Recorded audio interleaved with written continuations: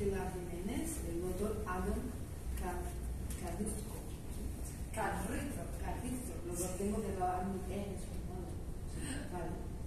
Yo soy la maestra Andrea Navarro, la vicerrectora de la Universidad Carlos Méndez. Tengo el honor de servirlos todos aquí. Tengo la palabra. Gracias.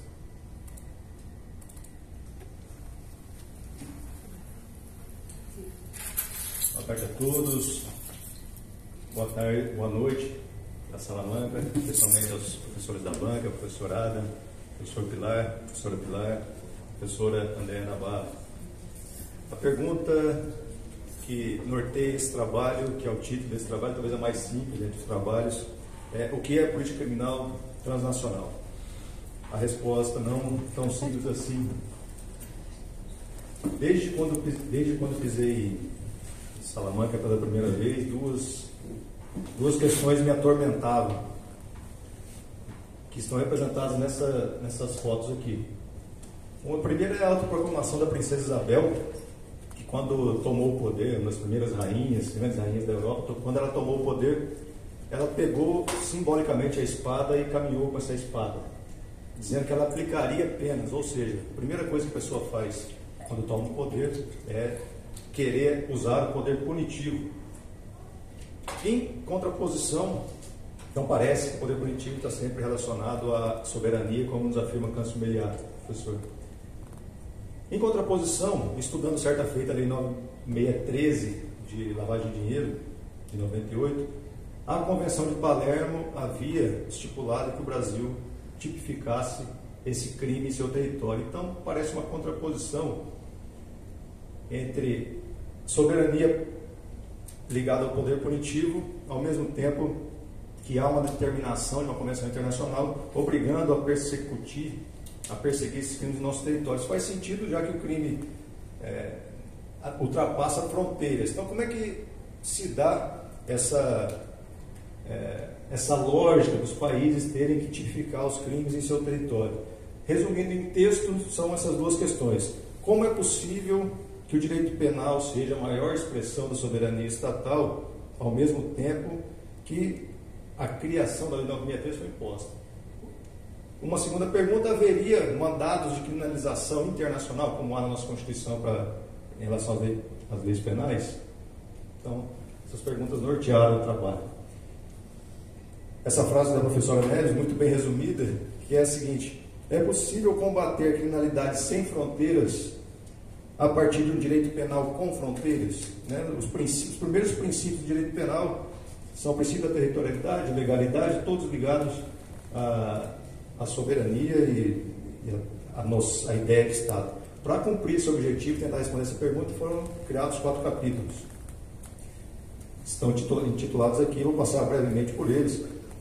E deles vamos falar, tentar explicar o capítulo e para que ele serve no bojo do trabalho, Então, primeiro, diagnóstico dessa sociedade pós-moderna, se é pós-moderna mesmo, por que fazer esse diagnóstico? Vamos ver que a política criminal transnacional ela depende de um arranjo da ordem mundial entre os Estados e aí vamos tomar uma definição do professor Adam Neto Martim, para definir nossa política criminal transnacional nesse trabalho. Depois tem um ensaio de um modelo próprio, que não foi desenvolvido aqui, mas tem uma centelha ali para ser desenvolvida mais adiante. Então vamos passar brevemente os capítulos. O primeiro capítulo: por que fazer o diagnóstico? A gente, quando entra lá na introdução ao direito, a gente escuta o seguinte brocardo latino: ubi societas ibi ius, significa onde a sociedade é a direita e vice-versa. Então, se há uma alteração social, possivelmente vai haver uma alteração normativa. Como assim? Vamos pensar que há 70 anos atrás o Felipe não teria um tema de TFM, porque não teria cybercriminalidade. Então surgiu esse fato social, então vou ter que normatizar isso. Por isso o primeiro capítulo se presta a esse diagnóstico dessa sociedade pós-moderna. O próprio conceito de pós-moderno é controverso, já que alguns falam, por exemplo, Marshall Berman e o Gumbrecht, que é um alemão e americano, falam que estaríamos uma quarta onda de modernidade, que seria da década de 70 para cá, não seria um pós-moderno que já teria acabado a modernidade. Aí a gente passou por impactos no próprio Estado.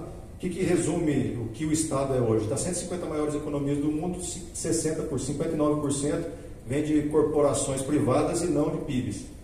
A gente vê que o Estado perde o seu protagonismo no mundo. Na identidade nacional, temos praticamente todas as sociedades são multiculturais, né? Vamos lembrar do livro da professora Neves, Elites Culturalmente Motivados, que pega o trânsito das pessoas pelo mundo e tem que resolver a questão delitiva. Até o Ferraioli fala, a gente vai falar dele mais adiante, o Ferraioli fala que o novo sujeito político da nova ordem mundial seriam os migrantes, já que é o que resta ao Estado, né, gerir suas próprias fronteiras. O sujeito pós-moderno, ele também é abalado. Então, todas as noções que a gente tinha de sujeito, Estado, soberania, entram em questionamento. A modernidade é um mundo de contradições. Ao mesmo tempo que a gente cria uma vacina rapidamente, é criado um movimento anti-vacina e tudo é construído, destruído ao mesmo tempo. As referências desse capítulo aqui, devo à professora Andréia. Puxei lá o primeiro e-mail, primeiro dia de aula, 1º de julho de 2019, indicando Mafezoli, indicando Canclini, que ajudava muito, Hall, de Mohan, entre outros foram citados no trabalho. Dissolve-se até o próprio conceito de etnia, já que as características de um povo no território não existem mais, já que há um trânsito e existe mais um território, né? No poder punitivo, a gente tem, que é o que nos interessa aqui, né, a gente tem uma internacionalização do direito através, principalmente, da violação de direitos humanos. Para proteger os direitos humanos, que são internacionais, o professor Eduardo Peters fala que foi através do direito penal que se internacionalizou o direito. E os próprios sujeitos mais violadores de direitos humanos como um todo são as grandes corporações, não mais um A mata B, como era do século XIX do Fomist, né?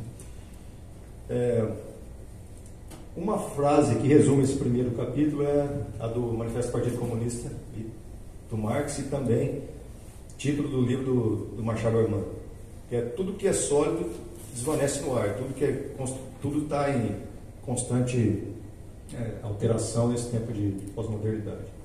Então, no capítulo 2, a gente busca o arranjo dos Estados na ordem mundial, e isso determinará a resposta do que é política criminal transnacional. Por quê? Porque se eu pensar assim, uma alternativa simplista seria: os Estados Unidos mandam no mundo, então o seu direito penal vai para o estrangeiro e todos vão copiar. Então, a americanização do direito penal. Esse nome aqui é o livro do Chomsky, né? Tem um livro com esse nome aí. A gente fala quem manda no mundo, os Estados Unidos, então é uma alternativa mais simplista. Se a gente pensar numa segunda alternativa, vamos pensar numa grande aldeia global. As fronteiras entre os países foram criações culturais e políticas, então tem que dissolver as fronteiras, vamos encarar o mundo como uma Pangeia, né? Como um único só território, fazemos o Estado mundial e teríamos uma política criminal mundial, não precisaria ser transnacional, porque não teria Estado, que é o modelo do Kelsen, né? Então, são alternativas mais simplistas. A maioria dos modelos são universalistas, e desde lá os primórdios, lá conversando com a professora André, já em Salamanca ainda, eu tinha pensado assim, parece uma ordem anárquica, a ordem internacional. E será que não tem um modelo medievalista para isso, já que era um monte de normas, né, que incidiam sobre o território sem soberania alguma? A gente vai ver que tem modelos neomedievalistas para explicar isso também. Então vamos passar aqui rapidamente alguns autores que a gente usou.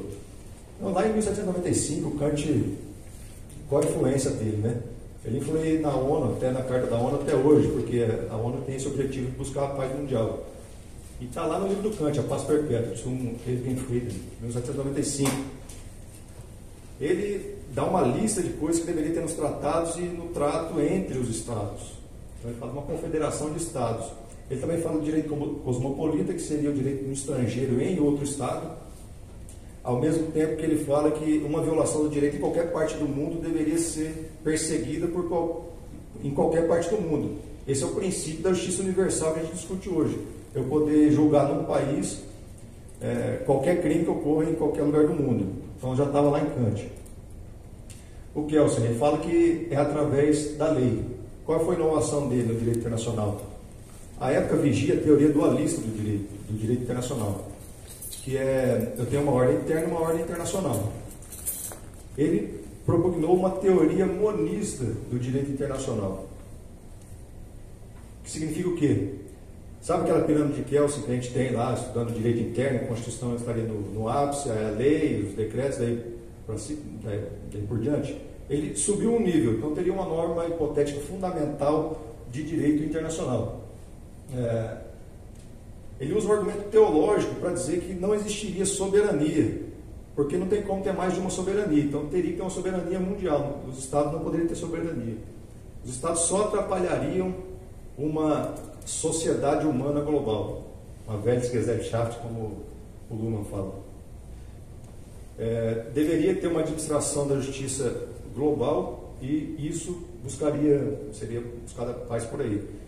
Como a gente já disse, não tem como falar em política criminal transnacional nesse sentido, porque não teria um transnacional, seria um Estado mundial. Então poderíamos adotar a definição da professora Neves nesse Estado mundial, uma política que resolva os crimes dentro do território que agora não é estatal, é mundial.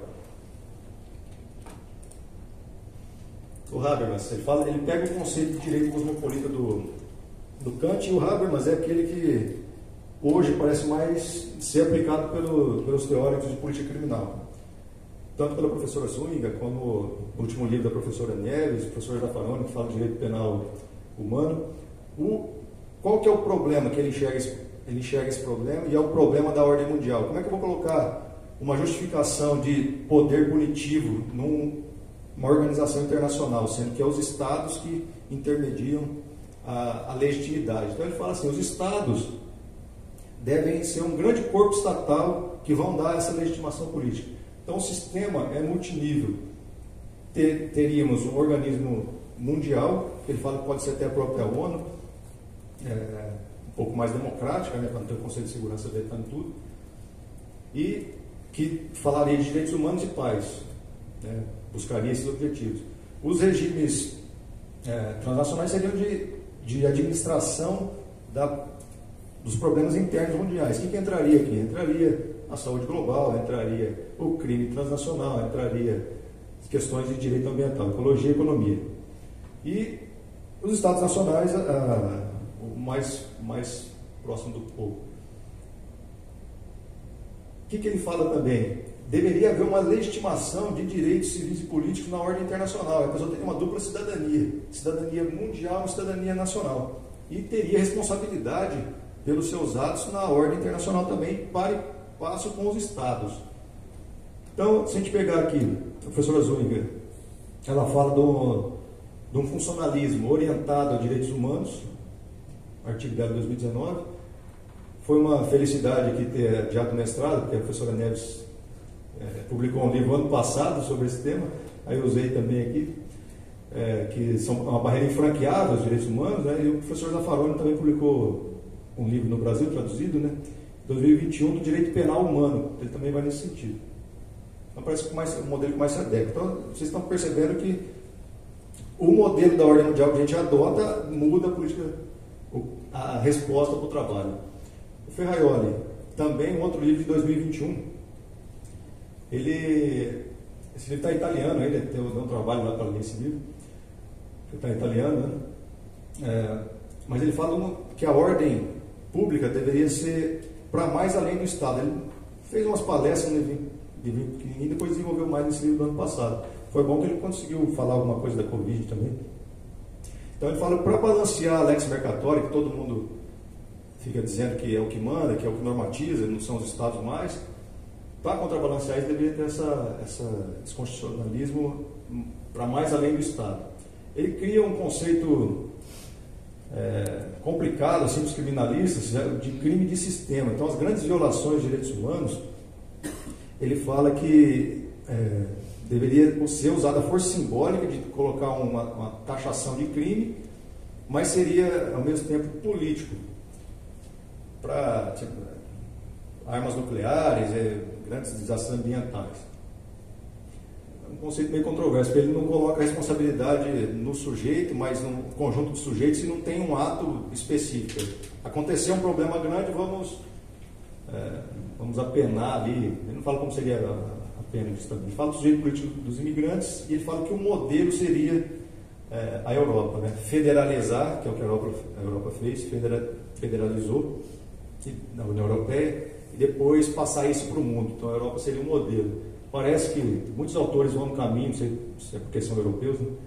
Mas muitos autores vão no caminho da europeização do direito, que seria o caminho para essa internacionalização. Há outros modelos possíveis que adotam teorias sociológicas de base para se desenvolver, né? Então, por exemplo, se o Jacobs e o Marcelo Neves, que é brasileiro, né? Eles tomam o Luhmann como modelo sociológico de base. Tem um livro, Política Criminal Transnacional no Estado em Rede, no Sociedade em Rede, que toma por base o Estado em Rede do Manuel Castells, que é um espanhol. Ele fala que os Estados são meros nodos na rede transnacional de comunicação. Tem o neomedievalismo, o Canotilho fala em interconstitucionalidade, em português, né? E a professora Anabela fala de direito penal em rede. O que a gente achou que era... Então, tem algumas coisas utópicas, algumas coisas que são aplicáveis, mas a gente achou um artigo bom do professor Adam Nieto Martin, que ele tenta buscar um direito penal, um ius puniendi sem Estado. Falei, como assim, né? Se estava fulcrado, se o ius puniendi sempre esteve fulcrado em soberania, como é que pode não ter Estado? A legitimação disso que é o problema, né? Se é difícil justificar a aplicação de pena internamente ao Estado, quanto mais fora do Estado. Aí ele começa a mudar os conceitos. Soberania, ele fala que a soberania tem que ser mudada da westphaliana, que seria lá do século XVII do Estado, para pós-westphaliana, que seria essa soberania interrelacional, baseada em poder blando, né? Soft power, que é por meio da influência do diálogo e por meio do diálogo e diplomacia, não por fazer guerras como os Estados Unidos sempre fez. Até o Chomsky fala assim, o Estado Islâmico queria que os Estados Unidos gastassem todo o dinheiro que ele tinha, então sempre está em guerra, então ele gastou 4 trilhões de dólares em guerra. Parece que quem ganhou a guerra foi então o Osama, né? Eles estão em guerra até hoje. Então esse hard power não está funcionando muito, e é difícil buscar perseguir crimes ao longo do mundo inteiro. O poder viria da reputação. Se eu tomo uma nota baixa em algum rating de alguma organização internacional, possivelmente eu não vou conseguir convencer os outros países a estarem comigo. Então vai prejudicar a minha diplomacia. Então ele fala que o poder se daria mais pela reputação. Então ele cria nesse mundo pós-nacional um pentágono de atores no cenário internacional. Junta 4 aos estados. Então tem lá a sociedade civil, a organização internacional, redes intergovernamentais e o setor privado.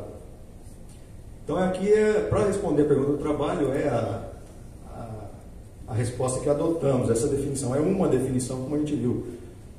Uma definição seguindo o modelo do professor Adam, uma política criminal mais adequada para hoje se basearia numa cooperação em rede entre atores estatais e não estatais, baseada em soft power, em soberania internacional, de modo a fechar os espaços de impunidade. E por que isso será legítimo? Porque buscará uma finalidade de interesse comum. Na sequência, a gente dá 2 exemplos, eu não vou passar aqui porque está acabando o tempo, que a gente poderia usar a diplomacia tanto como foi usado na Turquia para bloquear os imigrantes de entrarem na Europa, assim como é usado no México para bloquear imigrantes dos Estados Unidos. Isso é com base em diplomacia e não em armas.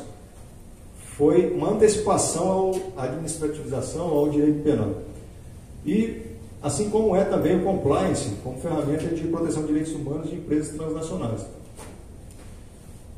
Então, para encerrar, as conclusões que chegamos não existe mais um Estado soberano, dotado de povo no território, dotado de poder punitivo. O melhor modelo é essa soberania interrelacional. E para o futuro, coloquei o Victor ali, né?